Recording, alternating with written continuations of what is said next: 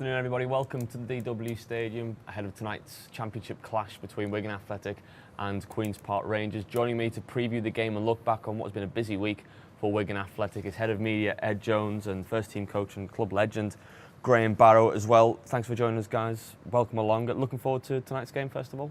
Yeah, very much so. It's a game probably we've been looking at for a while. And obviously a game that you looked at and thought, obviously two teams have come down. And I think you'll see a good football match, to be fair. Evenly fought game over the last couple of years, Ed, from what we've seen. With QPR, certainly the games we've had with them here, the one, I think the easiest one, if you like, in inverted commas, was the 2-0 here, when Franco scored, or did he score with a deflected? But after that, the games from then have been really tight, haven't they? And even the one we lost 3-1 down there, it was we were going for it and got hit on the break. And then towards the end of last season, that was an absolute epic encounter down there, wasn't it? When really we should have put the game to bed. And they came back and scored, and then Sean scored at the death, didn't he, with that fantastic free kick? So close encounter. They've done well this season. One of the early pace setters, Harry Redknapp's team. What do you put that down to? Well, they've not had a lot of change in the summer, certainly not as much as us. Is that the key, do you feel, to the start they've made, and the teams like Burnley and Leicester as well? Yeah, I mean, obviously Harry's very experienced, but like I say, the fact they didn't have to change the personnel that much.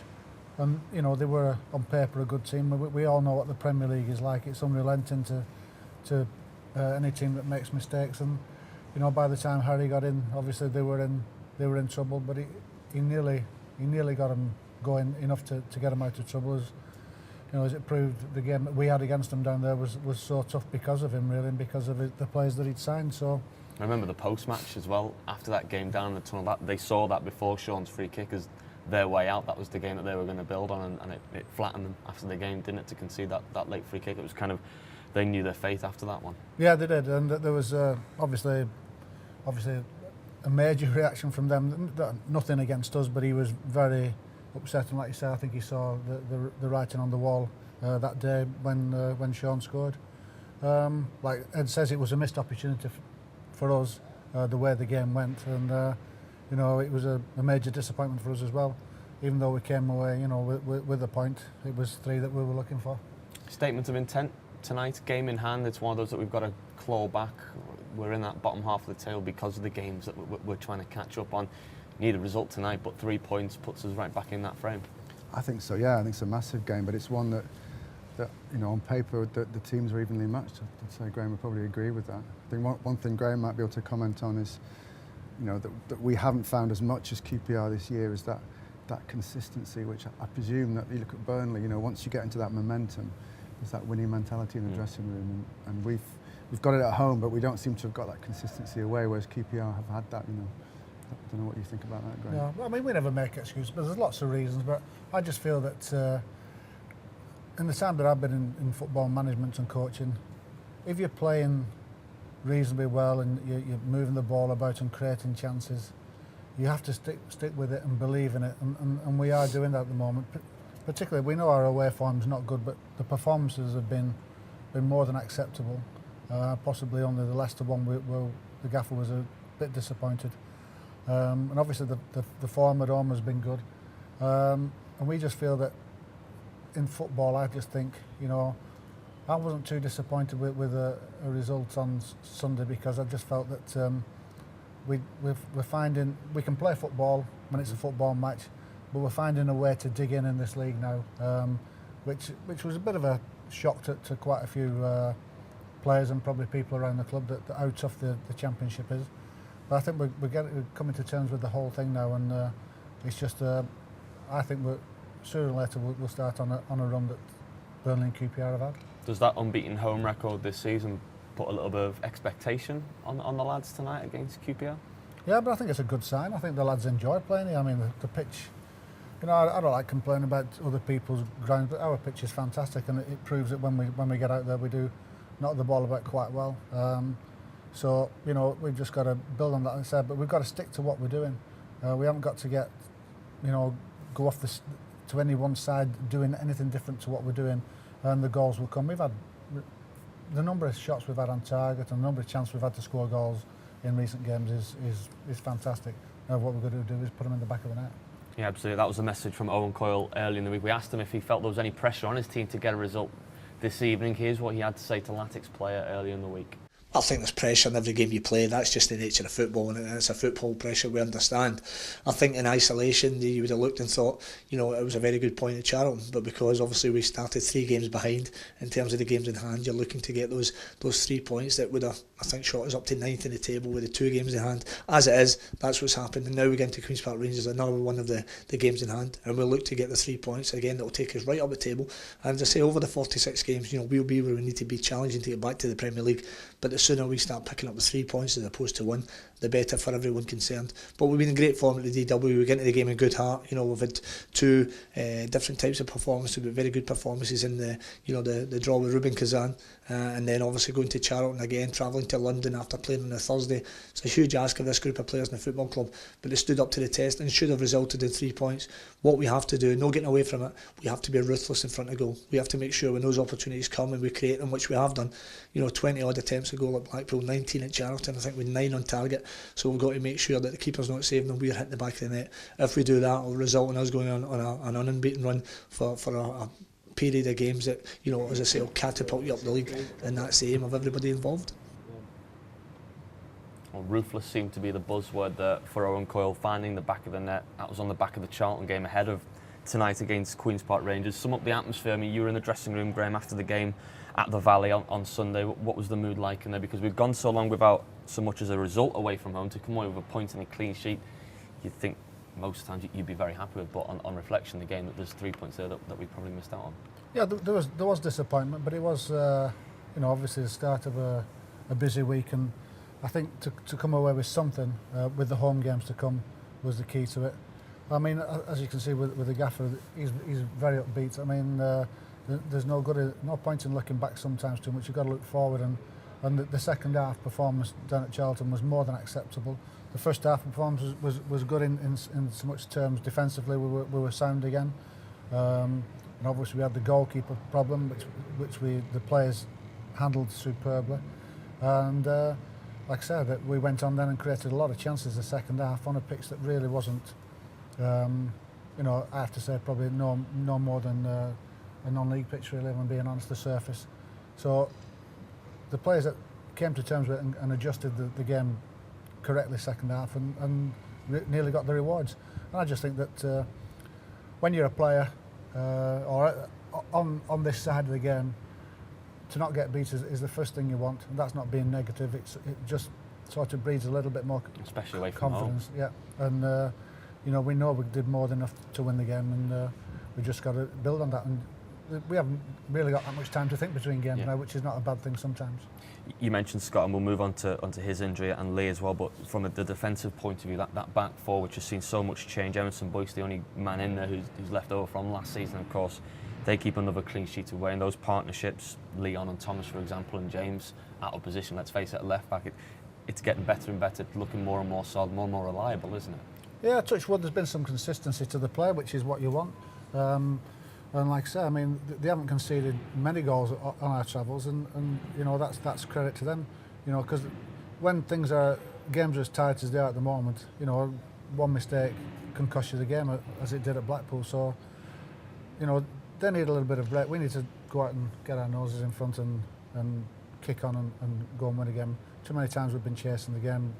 We all know that, and hopefully we can put that right tonight. Well, we were perched above the dugout on the top tier in the press box, looking down on the game. And in that second half, when the game was all at our end in front of the Wigan Athletic fans, it was frustrating. We lost count how many times Owen had his head in his hands from chances going wide, hitting the crossbar and whatnot. I think this season, what's changed from last season, Graham will probably concur, is that we're seen as a big scalp now in the Championship, whereas in the Premier League it was probably the opposite. You know, it was people hated losing against us, didn't they? Whereas always now, ended up in a manager getting sacked. Probably, yeah, often, yeah. This year it's different because we're the FA Cup champions. You know, we're come down from the Premier League, so I think teams are raising their game. It seems that's certainly the impression from the press box, Graham. And it's a question of the lads having to kind of adjust to that. And certainly on Sunday, I thought second half that they did everything but score, didn't they? So it's just having that little bit of, the gaffer said it, you know, that ruthlessness in front of goal, and I think we'll be fine. Yeah, there's a change in mentality, isn't there? It's going from the underdog to the big hitters, isn't it? Yeah, but the whole thing's changed. I mean, it's now a case of, I mean, we know, I'm never in my football career until the last 4 years did I sort of go into games thinking, well, maybe we haven't got a chance today, you know, in the Premier League. But now it's changed now because we expect to be in and around Burnley and QPR from day one. The whole club expects, you know, the management staff, everybody around the club, yourselves. That is a different pressure to what we had last year, where it's all right if we, not being funny, it's all right if we go get beat 1-0 at Man United or whatever. Now it's changed. We have to get out and win football matches, which is more to my liking, to be quite honest. It's more what you come into the game for, and obviously the aim is to go back to that, you know, where it's tougher. But that's, everybody wants to be at the top. So, but you know, I just think we're just into it. You know, the everybody, the squad, the atmosphere is fantastic, and I just think it's a matter of time. But we just got to dig in, as we did, you know, in the European game last week. We dug in for a spell after they scored, and I thought it was good to see the team do that as it is to pass the ball. But when they dug in for the next 10 minutes, when they were really hammering away at us, and we sort of dug in, and that's from my point of view, from how I've been brought up, that was as good a sight as seeing us pass the ball 20 times and score. I mean, we want that all the time, but you don't get that all the time, and we're learning as a group to win football matches. You mentioned the atmosphere in the club and the training ground. We've seen firsthand the atmosphere in the stands. Great atmospheres here at the DW Stadium, in Europe and in the league as well, but away from home, I mean, 775 fans going all the way down to Chialton, which is one of the trickier grounds to get to this season. We sell out trips on a Sunday. We sell out trips to Bruges and to Maribor in Europa League. So it's great to see the fans on side as well, from that first game at Barnsley all the way through those away attendances, which have been so impressive. It's a great sign. I think so. I mean, I think that as a football supporter, what you want to see is your team be successful. And Graham will say, you know, concur again. So if you're winning games, if you're getting points, if you're close in games, and it's from a fan's point of view, it's really exciting, you know. And I think certainly from this season, the games have been exciting, haven't they? We've not been turned over in matches, and we've had some real close scraps. So, you know, as a paying punter, if you like, we're certainly getting value for money, which is reflected in the numbers coming to the games. Absolutely. You mentioned Scott, then you mentioned the injury that he picked up before the game. You were out warming the lads up on one side of the pitch. It was a shock, and it's almost one of those where people in the press box are pointing to let everybody else know that someone's having to go off. And I mean, what's the impact on the team who are out training when something like that happens? Well, just the way that Scott was down, to be honest. I mean, from where we were just over to the side, about to start the warm-up, and you don't never like to see any player down. And obviously, Scott's only been with us since the summer, but I mean, Ed will tell you he's a real character in the game. He's a strong character in every sense of the word, so you know straight away there's something, you know, really serious. And so then, obviously, all the medical people come on, and as time was going on, and it was only minutes really, you was realising that he isn't going to start. To be fair to Phil and Lee, they just carried on with a normal routine, and Phil got Lee ready under, you know, difficult circumstances, and then it was up to me and Sandy to get the players ready. And I have to say the players' approach, you know, because it does unsettle you a bit. It was top draw really, and I thought the lads, where they started the game, there was that little bit of apprehension, but I thought they protected Lee in the correct way, and it was the perfect game for Lee really to ease himself in, and obviously I thought he made a great save in the first half particular, but then he did everything as we know he can do really. Well, before we look back on his performance and we analyse what he did, all the good things he did during the game, let's see what he had to say after the game, after his league debut for Wigan Athletic. Great to make your league debut for the club, but can't imagine you knew too much about it. No, I never had time to think about it or be nervous. It was just basically cast went down, and I just knew straight away that I had to be ready. And like, I am ready for every game, but today I just knew that, like, as soon as he went down, I had to be prepared for the game. Not too many chances to deal with at the back. Defence did a great job, but you had that one save on the stroke of half time. It was a great one. You must be happy with that one.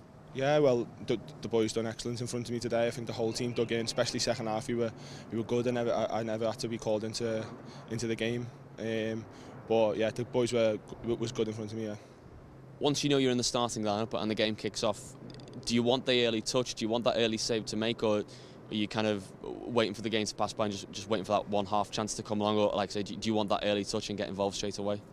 Well, no, I think as soon as the game started, I just as soon as I knew I was playing, I just wanted to get on with the game. I don't think I was really nervous because I never had a chance to really think about it. It was just basically, Lee, you're playing 15 minutes before kick-off, so I just had to be prepared for whatever come my way. There's a half chance that you might be in on Wednesday night for your home debut, a big game against Queen's Park Rangers. You must be half looking forward, half hoping that maybe you do get the call for it. Well, if I do get the call, then I'm ready.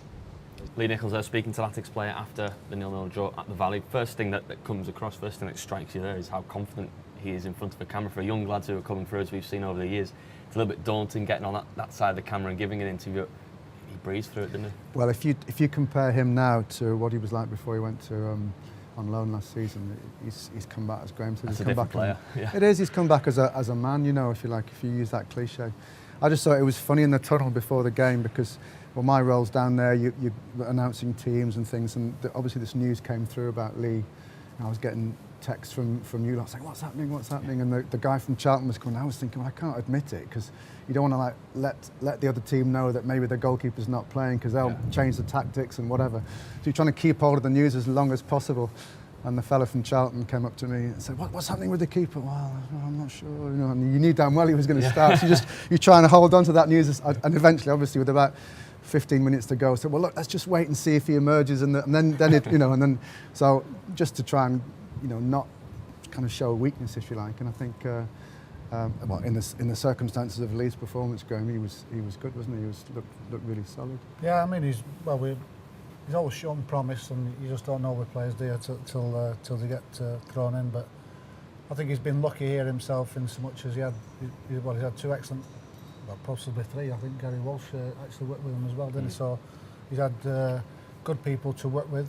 Nyaki obviously worked a lot with him, but Phil's picked up the gauntlet and pushed him on. But he's also had good senior keepers to look up to. Mike Pollitt, obviously Chris Kirkland and Ali, you know, they've all been great. Now Scott Carson, like they've treated him well, looked after him, but not been easy on him. But one thing that the boy does have, he does have a great temperament for the game of football, because if he does make a mistake, he picks himself up straight away, because you can't dwell on it as a keeper, as we know. Else before you know it, one becomes two, becomes three. So he's definitely got that, and I think how he's been handled really in terms of his loans have been good for him. You know, it's not easy when you go out on loan, never mind sign for a club. So, you know, the early loans were really a bit. We can't demand that he plays, you know, and he spent a lot of time on the bench there helping the you know, like the Sheffield Wednesday out and Hartlepool. But his last loan was obviously a great success, and he was a major part of Northampton's success last year. So it's all panned out very nicely for him. I thought he did well at Man City this year, to be honest. Not an easy game to go into, was it? So, not when the Grado comes off the bench with 10 minutes left. So, I think it's just really, as a club, it's exciting when a player comes through the ranks. You know, just think of the last season when Callum came through, and it's, you know, we hadn't felt that as a club since Bainsey, really, had we?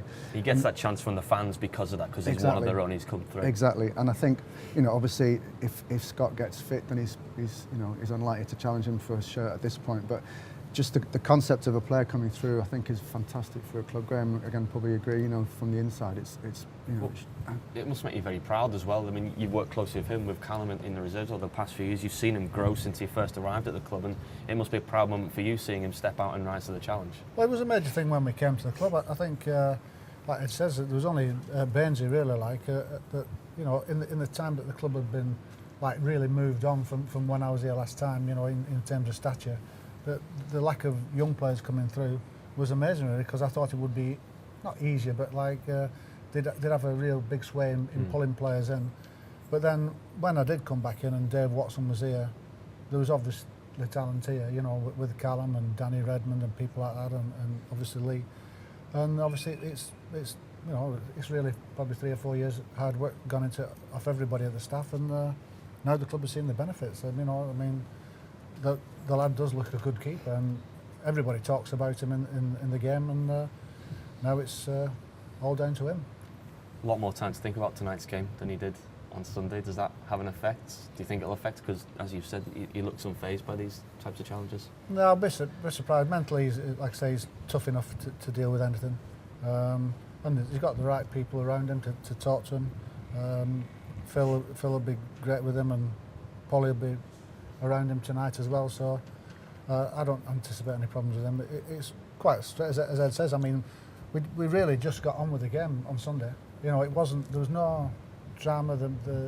The manager, the staff, the players handled it very well, because at the end of the day, you get on with what you've got, but like, it was more than good enough, and he is good enough.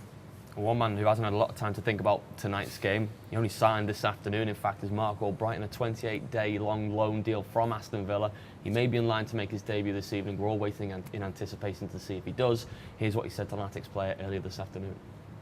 It's nice to come to a club and be wanted and wanted to play, and for the next month hopefully I can pick up a bit of form, a bit of confidence, and do well for it. Yeah, it's a 28-day loan. Is that the point you're hoping to prove? Obviously send a message back to Aston Villa, but do a job whilst you're here as well, of course. Yeah, definitely. I'm really looking forward to sort of getting going with the lads, and like you say, proving a point to not just Villa, but myself and the rest of the football world that I can still do it. I've had a couple of tough years with injury and that, so it'll be nice to get going. But obviously, I want to help Wigan Athletic out and hopefully get some points on the board and get them up the table where they should be. Mark Albrighton there speaking to Latics Player. Exciting news, Graham, exciting player. You look at the mould of Callum and James McLean, and he kind of fits that bill. He's really going to beef up the competition up there. Oh, it'd be great. When the manager's been talking about him for a few weeks, but then obviously it all came to a head yesterday. But he gives us a great option, because we all know that Callum can play on the left-hand side anyway, as good as he can play on the right. But we needed that other option, because we've got Jean on the left, and obviously James McLean can play on the left. So, and with Sean Maloney's injury situation, you know, we needed a little bit more competition just to. But it's exciting, because we've seen quite a bit of this lad over the last 4 years, and you know, you just get excited because he's a winger, and wingers always get people up off the feet.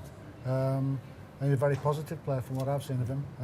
Looking forward to working with him. And it's win-win for him, Ed. He does well here.